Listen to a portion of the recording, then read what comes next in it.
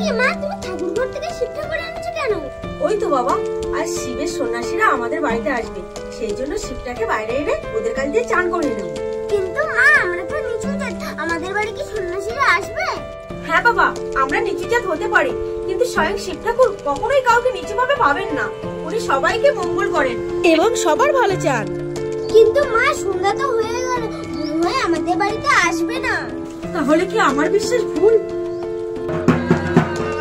বাবা ওই দেখ, ওইদিকে তাকিয়ে দেখ, ওনারা এসে গেছে।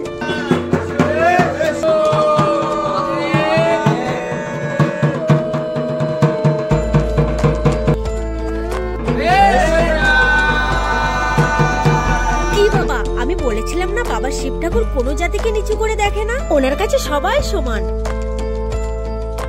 জয় বাবা মহেশ্বরের জয়।